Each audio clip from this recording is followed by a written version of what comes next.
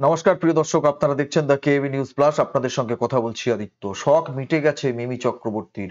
অভিনেত্রী মিমি চক্রবর্তীর সাংসদ হওয়ার শখ মিটে গেছে 5 বছরেই। শুধু সাংসদ পদ থেকেই নয়, তিনি আর রাজনীতিতেই থাকতে চান না, স্পষ্ট বলে এলেন দলীয় নেত্রী মমতা বন্দ্যোপাধ্যায়ের কাছে।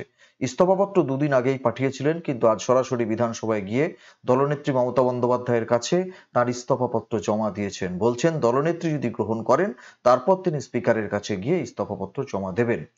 এবার কেন তিনি সাংসদ পদ থেকে ইস্তফা দিতে চাইছেন, কেন আর রাজনীতিতেই থাকতে চাইছেন না, এর কারণগুলো 1, 2, 3, 4 করে তিনি বলবার চেষ্টা করেছেন বাইরে এসে সাংবাদিকদের কাছে। সেগুলো আমরা সংক্ষেপে দু একটা কথা বলি, কিন্তু তার আগে বলে রাখি যে সাংসদ দেব যখন ইস্তফা দিতে চেয়েছিলেন বা তিনি যখন বলেছিলেন যে নির্বাচনে আর দাঁড়াতে চান না, তখন কিন্তু তৃণমূল কংগ্রেস দলগতভাবে তার পাশে ছিল এবং তাকে যেন তেন প্রকারেণ রাজি করবার ক্ষেত্রে একটা বড় ভূমিকা কিন্তু সবাই নিয়েছিলেন। সম্প্রতি তিনি অভিষেক বন্দ্যোপাধ্যায় এবং মমতা বন্দ্যোপাধ্যায়ের সঙ্গে বৈঠকের পর রাজিও হয়েছেন, তার নামে দেওয়াল লিখনও শুরু হয়ে গেছে।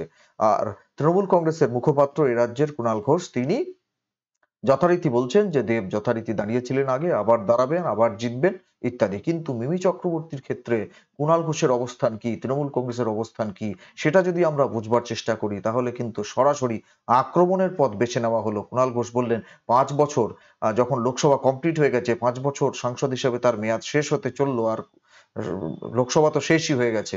এই সময়ের মধ্যে দাঁড়িয়ে স্ট্যান্ডিং কমিটি থেকে ইস্তফা দেওয়া এবং এই সমস্ত সাংসদ পদ থেকে ইস্তফা দেওয়া, এটার মধ্যে দিয়ে যদি কেউ কিছু বলতে চান, তাহলে তার ব্যক্তিগত বিষয়, তার ব্যক্তিগত ব্যস্ততার বিষয়। তিনি 1, 2, 3, 4 করে উদাহরণও টেনেছেন। রাজ চক্রবর্তী থেকে শুরু করে শতাব্দী রায়, জুন মালিয়াদের উদাহরণ টেনে বলেছেন যে তারাও ব্যস্ত, তারাও ব্যস্ততার মধ্যে কাজ করেন, ভালোভাবে সাংসদ এলাকা দেখেন, বিধায়ক এলাকা দেখেন, কিন্তু মিমি চক্রবর্তীর ক্ষেত্রে যদি কোনো অসুবিধা হয়, সেটা তার ব্যক্তিগত বিষয়। কুণাল ঘোষের বক্তব্য আপনাদের নিশ্চয়ই শোনাবো, তবে তার আগে বলি মিমি চক্রবর্তী এই সাংসদ পদ থেকে রিজাইন দেওয়ার প্রশ্নে তিনি আজকে কি কি কথা বলেছেন নির্দিষ্ট করে। তিনি বলেছেন যে সাংসদ হিসেবে থাকলে আমাকে প্রচুর গালাগাল খেতে হয়। কেন আমি গালাগাল খাবো? আমি তো কোনো অন্যায় কাজ করিনি, সুতরাং গালাগালি আমি খেতে পারবো না। আর আমি কোনোদিনই রাজনীতিক হতে আসিও নি, রাজনীতিক হবও না। আমি সাধারণ মানুষের কর্মী হয়ে কাজ করতে চাই, সুতরাং আমি গালাগাল খেতে আসিনি, গালাগাল আমি খেতে পারবো না। 2 নম্বর। 3 নম্বর, তিনি বলবার চেষ্টা করেছেন যে আমার যে সাংসদ তহবিল, সেই সাংসদ তহবিলের টাকা যথাযথভাবে খরচ করা হয়েছে এবং 1 নম্বরে কার নাম আছে আপনারা দেখবেন, সেটা জানলে দেখলে আমার গর্ব হয়, মিমি চক্রবর্তী বলেছেন। আর একটা খুব ইন্টারেস্টিং কথা বলেছেন যে রাজনীতিক হতে গেলে বা সাংসদ হতে গেলে চালের প্যাকেট নিয়ে আহ মানুষকে দান করছি এরকম ছবি তুলতে হয়, কিন্তু ওই ধরনের কাজ আমি পছন্দ করি না, আমি ওসব করে ছবি তুলিনি। আরেকটা বলেছেন অ্যাটেন্ডেন্সের বিষয়, অর্থাৎ সংসদের অভ্যন্তরে পার্লামেন্টের অধিবেশনে অংশগ্রহণের প্রশ্নে তিনি বলেছেন যে দেখুন, যদি আমরা ওই সংসদে গিয়ে বসে থাকি, দিল্লিতে গিয়ে বসে থাকি, তাহলে এখানকার লোকজন বলেন যে আমাদের সাংসদ দিনের পর দিন দিল্লিতেই পড়ে থাকেন, এখানে তাকে পাওয়া যায় না। আবার দিল্লিতে যদি গিয়ে আমরা এখানে যদি না থেকে দিল্লিতে গিয়ে পড়ে থাকি, তাহলে বলেন যে দিল্লিতে গেলে পাওয়া যায় না। আর দিল্লিতে থাকলে এখানকার লোকজন বলেন যে সাংসদ দিল্লিতেই সারাক্ষণ থাকেন, আমাদের এখানে সময় দেন না। সুতরাং একটা উভয় সংকট, আমাকে ব্যালেন্স করে চলতে হয়, এটা বলতে চেয়েছেন। আমাকে ব্যালেন্স করে চলতে হয়, কলকাতাতে অর্থাৎ যাদবপুরে এবং দিল্লিতে উভয় জায়গায় থাকতে হয়, ব্যালেন্স করে চলতে হয়, কিন্তু এটা আর করতে পারছেন না। তিনি ছেড়ে দিতে চেয়েছেন, ইস্তফা আজকে দিয়ে এসেছেন। মুখ্যমন্ত্রী, দলীয় নেত্রী, তিনি যদি ইস্তফাপত্র গ্রহণ করেন, তাহলে তিনি লোকসভার স্পিকারের কাছে ইস্তফাপত্র পাঠিয়ে দেবেন। আর একটা কথা বলেছেন যে এই 5 বছরে উন্নয়নের কাজ করতে গিয়ে নিশ্চিতভাবে বাধা সবাই পেয়েছেন, উনিও পেয়েছেন, এবং সেই সমস্ত কথা নেত্রীকে জানিয়েছেন। এবং তিনি সরাসরি কিন্তু প্রেসকে কিছু বলেননি, তিনি নেত্রীকে সবকিছু জানিয়েছেন। আর সাংবাদিকরা প্রশ্ন করেন যে আপনি সরাসরি স্পিকারকে না দিয়ে কেন দলকে দিলেন বা নেত্রীকে ইস্তফাপত্র দিলেন। তিনি বলেন যে যে নেত্রী আমাকে টিকিট দিয়েছিলেন, যে নেত্রী আমাকে কাজ করতে ব্যবস্থা করে দিয়েছিলেন, মানুষের কাজ করার সুযোগ করে দিয়েছিলেন, তার কাছেই প্রথম দিলাম। তিনি যদি অ্যাকসেপ্ট করেন, তাহলে নিশ্চিতভাবে আমি লোকসভার স্পিকারের কাছে দেব, না হলে ওই ভাজা মাছ আমাকে আবার খেতে হবে। বুঝতে পারছেন তো? বাদ দিন। কিন্তু যে কথাটা বলতে যাচ্ছিলাম সেটা হচ্ছে এই যে কুণাল ঘোষ, তৃণমূল কংগ্রেসের মুখপাত্র, তিনি এই গোটা বিষয়টাকে কিভাবে দেখছেন এবং কিভাবে দেখে তিনি কিভাবে গোটা বিষয়টা নিয়ে বক্তব্য রাখছেন, দলের অবস্থান স্পষ্ট করছেন। দেখুন, দেবের ক্ষেত্রে কিন্তু একরকম ছিল, কিন্তু মিমির ক্ষেত্রে সুরটা কোথাও যেন একটু আলাদা বলে মনে হলো কুণাল ঘোষের। আপনারা শুনুন তিনি কি বলেছেন, শুনলেই বুঝতে পারবেন। শুনুন।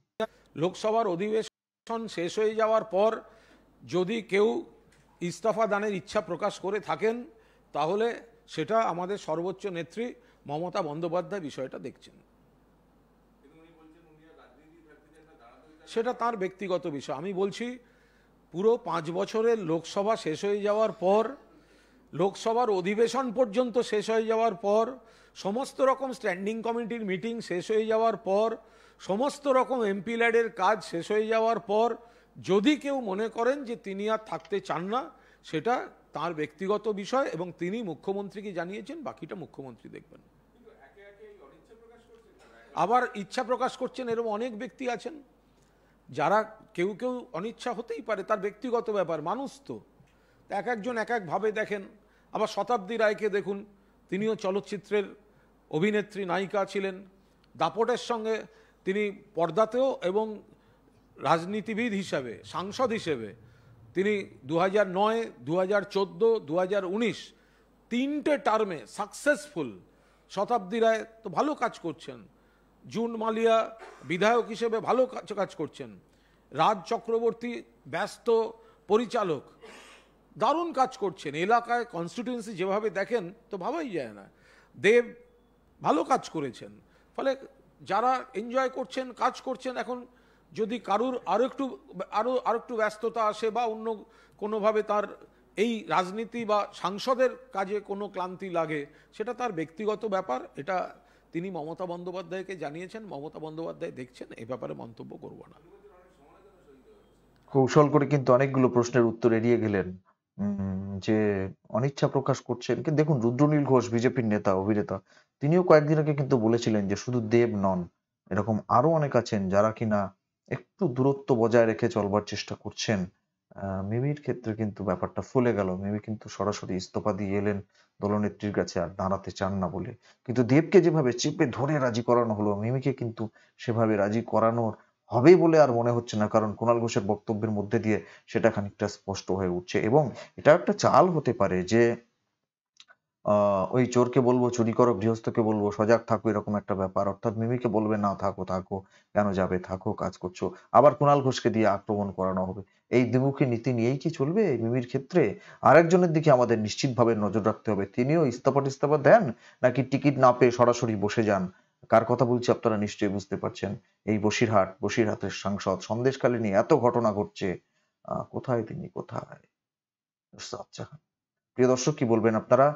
আপনাদের মূল্যবান মতামত কমেন্ট বক্সে কমেন্ট করে জানাবেন। নজর রাখবেন আমাদের প্রত্যেকটা প্রতিবেদনে। দেখা হবে পরের প্রতিবেদন নিয়ে খুব তাড়াতাড়ি। ধন্যবাদ।